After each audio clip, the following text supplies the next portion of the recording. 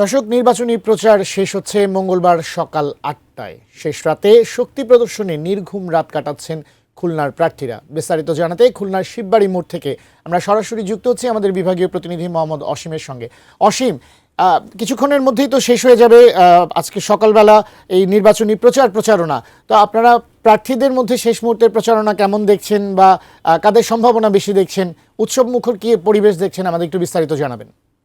কিন্তু উৎসব মুখর পরিবেশ ছিল, অর্থাৎ খুলনা বিভাগের যে 36টি আসন রয়েছে, 36টি আসনের 203 জন প্রার্থী কিন্তু তাদের যে সাংগঠনিক শক্তি সেটি কিন্তু তারা সারা দিন ধরে দেখেছে। আর রাত পোহালেই কিন্তু এই প্রচারণা শেষ হয়ে যাবেন। তাই এই শেষ রাতে কিন্তু তারা তাদের যে জনপ্রিয়তা এবং সাংগঠনিক শক্তি সেটি কিন্তু দেখিয়েছে।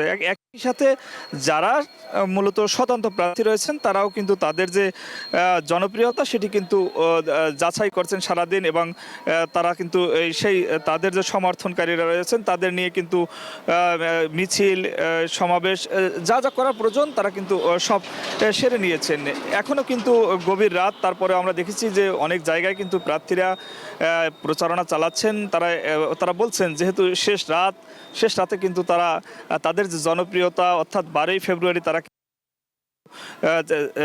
ভোটারদের মন জয় করে তারা কিন্তু বিজয় ছিনিয়ে আনতে চায়, সেজন্য কিন্তু তারা প্রচারণা সেরে নিচ্ছেন। দ্বীপ, একটি বিষয় আপনাকে জানিয়ে রাখি, আসলে খুলনা কিন্তু বরাবরের মতোই একটি গুরুত্বপূর্ণ আসন এবং বিভাগীয় শহরও বটে। সে কারণে কিন্তু এখানে রাজনীতিক একটু ভিন্নতা। খুলনা বিভাগের যে 10 জেলার 36টি আসনের রাজনীতি পরিচালিত হয় মূলত খুলনা 2 আসন থেকে। সে কারণে এই খুলনা বিভাগীয় শহর এর প্রার্থীরা কিন্তু একটু বেশি প্রচারণায় ব্যস্ত ছিল। আর আপনি জানেন যে আসলে এখানে কিন্তু খুলনার যে আসনগুলো রয়েছে তার মধ্যে খুলনা 5 আসনের জামাতের সেক্রেটারি জেনারেল মিয়া গোলাম পরোয়ার প্রতিদ্বন্দ্বিতা করছেন। তার বিপরীতে কিন্তু বিএনপির একজন হেভিওয়েট প্রার্থী অর্থাৎ আলী আসগার লবি তিনি প্রতিদ্বন্দ্বিতা করছেন।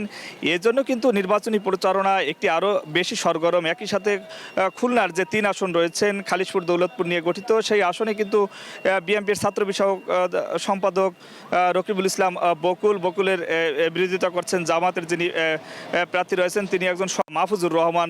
সে কারণে কিন্তু নির্বাচনী আমেজটা একটু বেশি। আর যে বিভাগের অন্যান্যগুলো রয়েছেন, অর্থাৎ বাগেরহাট রয়েছেন, বাগেরহাটে কিন্তু আপনি জানেন যে মোংলা বন্দর রয়েছে, সে কারণে বন্দর কেন্দ্রিক কিন্তু রাজনীতি একটু ভিন্নতা রয়েছেন।